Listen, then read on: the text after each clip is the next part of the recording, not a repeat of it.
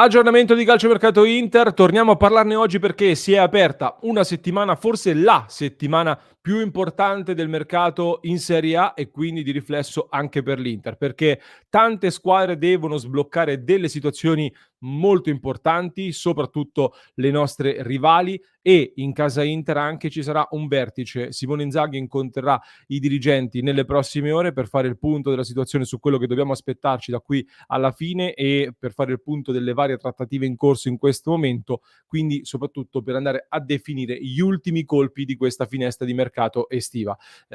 Colpi che dovrebbero essere due sulla carta, un difensore mancino e un attaccante, sono le priorità di cui si sta parlando da tanto tempo.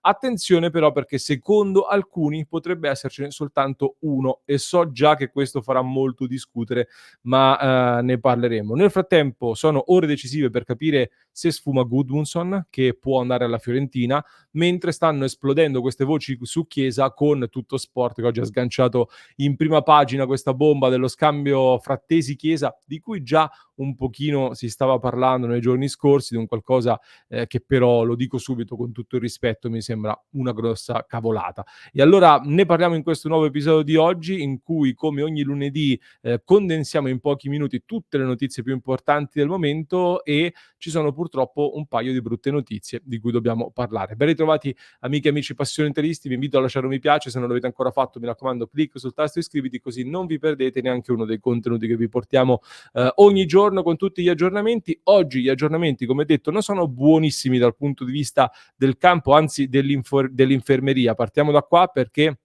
dopo Taremi si sono fermati anche Arnautovic e Zielinski. Per Arnautovic si è parlato nel sito ufficiale nerazzurro, nel comunicato della società, di un, lo leggo per sicurezza, eccola, piccola elongazione del vasto mediale della coscia sinistra e quindi sarà rivalutato giorno dopo giorno. Mentre il centrocampista polacco, risentimento muscolare del retto femorale della coscia sinistra e sarà rivalutato la settimana prossima. E Arnautovic lo avevamo visto nell'amichevole dell'altro giorno che si stava toccando la coscia subito appena entrato nella gara contro il Pisa, e diciamo che quando si parla di valutazione giorno dopo giorno e si dice da piccola elongazione non è un problema molto grave, quindi ne avrà per pochi giorni, mentre per Zielinski si tratta di un qualcosa che forse una decina di giorni lo terrà fuori. Stop che si aggiungono a quello di Taremi e sono degli intoppi che sicuramente fanno parte della preparazione estiva quando si aggiungono carichi alle gambe, soprattutto per un Inter che deve preparare una stagione molto lunga e quindi deve mettere tanti carichi per affrontare, ecco, tutta una stagione molto lunga, ma nel frattempo vuole partire anche molto forte, perché l'anno scorso ce l'ho fatto vedere, l'Inter in campionato vuole partire subito facendo punti pesanti fin dall'inizio e quindi anche questo equilibrio non è semplice e qualche infortunio può capitare in questa preparazione.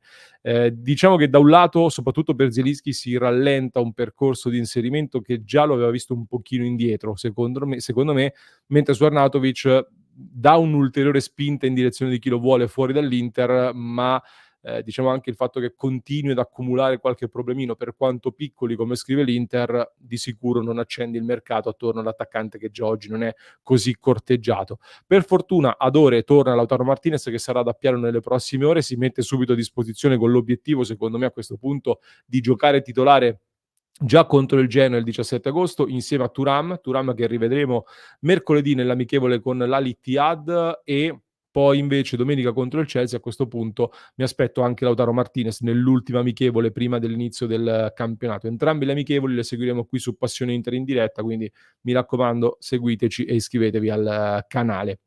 Nel frattempo spostiamoci anche sul mercato, perché come detto è una settimana molto importante. Molti secondo me ignorano l'importanza del contesto e ne parlavo anche nell'ultima live. Si muoveranno tante cose anche in Serie A. L'Inter intanto sblocca Carboni, che ha firmato il rinnovo fino al 2029 con l'Inter. C'era questo passaggio fondamentale per poi cederlo al Marsiglia con la formula del prestito con diritto di riscatto e controriscatto in favore dell'Inter, in un'operazione che porta 1 milione e mezzo subito nelle casse dell'Inter, poi vedremo i comunicati ufficiali, ma che nel complesso personalmente mi lascia qualche perplessità questo tipo di formula. Ne ho già parlato in un altro contenuto, non ci torno in questo momento. Agumè è andato al Siviglia, 4 milioni e mezzo in arrivo con una percentuale sulla rivendita e un'altra clausola, formula particolare, mentre sono, come dicevo, le ore decisive per capire se la Fiorentina piazza l'affondo per Gudmundsson, ed è da capire se l'infortunio di Scamacca con l'Atalanta può incidere in qualche modo. Voi direte: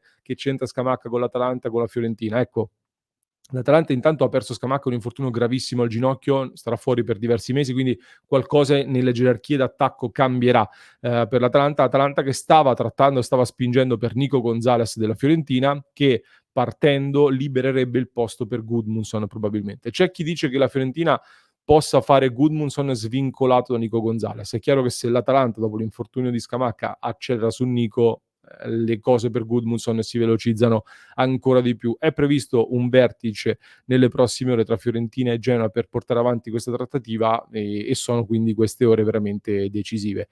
Nel frattempo, invece, tutto sport, diciamo in apertura, ha sganciato in prima pagina questa bomba dello scambio Chiesa-Frattesi con la Juve che dovrebbe aggiungere una cifra come conguaglio per l'Inter, per cui sarebbe Chiesa più soldi per arrivare a Frattesi sostanzialmente. E tutto Sport dice che questa voce ha preso corpo ieri, senza specificare dove abbia preso corpo, chi stia proponendo questa cosa. Io non dico che sia inventata questa cosa, anche se ho un po' i miei dubbi per come è stata rilanciata in questi giorni sui social questa cosa qua, ma ho il sospetto che se c'è proprio qualcuno che sta proponendo e che sta montando questa cosa sia più il lato dei giocatori, probabilmente, agenti dei giocatori, intermediari vari.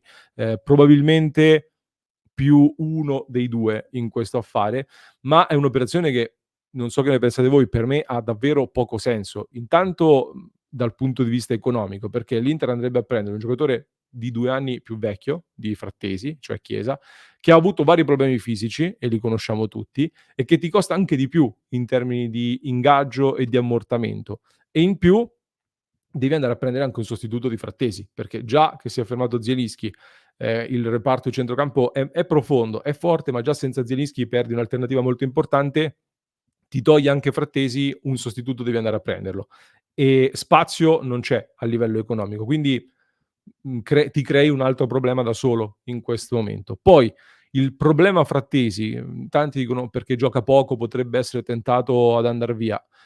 Sinceramente questo grande problema in questo momento non la vedo, perché anche lo stesso Frattesi deve fare qualcosa in più per prendersi il posto e quest'anno comunque più spazio lo avrà, ma credo anche che il problema Frattesi per l'Inter sia decisamente meno grande del problema Chiesa per la Juventus, e quindi sì che devi valutare i benefici che eventualmente avresti dal portare Chiesa all'Inter, ma il mercato tra le rivali, soprattutto con gli stessi obiettivi, si fa anche andando ad ostacolare l'avversario, creando problemi all'avversario e non risolvendoglieli. E io non vedo perché l'Inter debba risolvere un problema alla Juventus in questo momento. Poi continuo ad avere dei dubbi anche sull'utilizzo di Chiesa nei due d'attacco, ne ho parlato anche nel contenuto di ieri in cui ho fatto dei nomi alternativi a Chiesa, dei nomi alternativi eventualmente anche a Gudmundsson nel caso in cui dovesse saltare. Tanti mi avete scritto per esempio di Lookman dell'Atalanta, ecco, visto che siamo in vena di scambi, allora propongo anch'io uno scambio Arnautovic per Lookman, visto che all'Atalanta serve una punta dopo l'infortunio di Scamacca.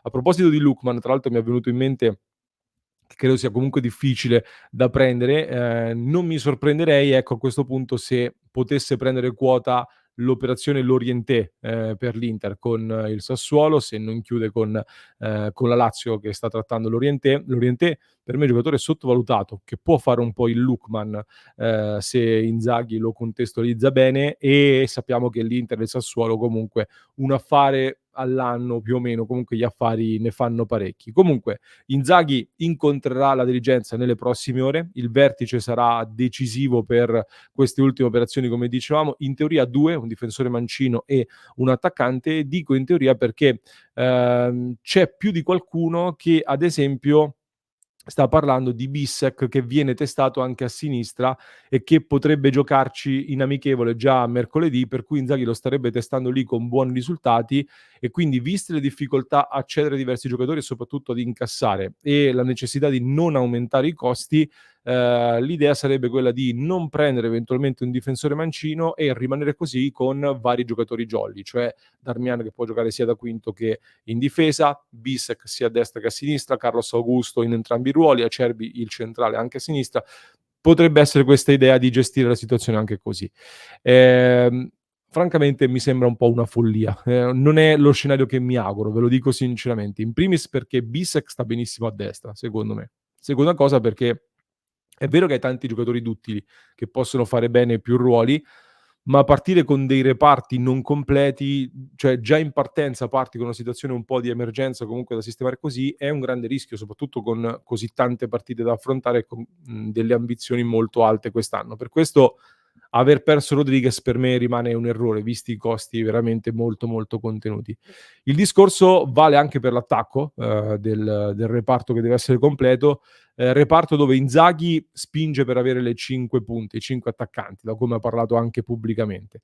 Tra l'altro, da un punto di vista delle liste, se non ho fatto male i calcoli, se non prendi un difensore ti puoi permettere 5 attaccanti tenendo in rosa Arnautovic, ma l'altro attaccante deve costare poco, altrimenti vai ad aumentare i costi in una maniera non sostenibile. Per me servono entrambi i colpi, difensore e attaccante, e mi aspetto che l'Inter li faccia, però nel caso se ne potesse fare soltanto uno, lo chiedo a voi. Voi quale colpo fareste come priorità? Cioè, difesa o attacco? Lo chiedo a voi. Per alzare l'asticella, comunque un quarto attaccante affidabile serve, secondo me, e serve soprattutto un giocatore che possa essere inserito anche alle spalle degli attaccanti più di qualità, cioè un giocatore che all'occorrenza ti fa sì la seconda punta, ma anche nel 3-4-1-2 lo puoi aggiungere per mettere più qualità lì davanti. Quindi Gudmundsson mi piacerebbe molto, anche se avevo espresso qualche piccolo dubbio a livello di incastro, ma è un giocatore che prenderei subito. Se non sarà Gudmundsson, vedremo se sarà Chiesa o Lorientè o un nome ancora non uscito, perché tante cose possono sbloccarsi in questo finale di mercato. Fatto sta che si tratta di una o due operazioni di completamento che l'Inter deve andare a fare, però sono azioni appunto di completamento e non di titolari, per cui non condivido tutta questa ansia che vedo, che leggo in giro, anche alla luce degli ultimi infortuni. Tutta questa ansia per me non è condivisa, o almeno non la provo io. Fatemi, però magari ecco mi sbaglio io. Anche perché il mercato, come dicevo, come accennavo prima, come dicevamo anche nell'ultima live, è stato molto bloccato anche a livello internazionale. Quindi squadre che di solito mettono soldi nel mercato tipo Chelsea, PSG, Real, ma anche il Liverpool è fermo ancora a 0 cessioni e 0 acquisti, non ha fatto nulla.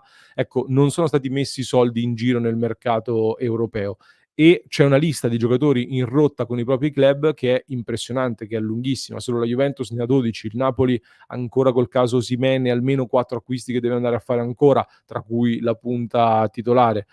Gli unici tra i nostri rivali che mi sembrano un pochino più avanti con la costruzione della rosa, secondo me è il Milan, ma è ancora incompleto comunque anche a livello di titolari, e francamente non scambierei nessuno dei nuovi acquisti del Milan con uno dei nostri titolari. Per cui si parte sempre con un Inter che deve andare a completare, deve farlo quanto prima, ma che negli ultimi giorni di mercato magari può trovarsi anche a poter lavorare su delle opportunità che ad oggi sembrano impossibili o che ad oggi non sono ancora emerse.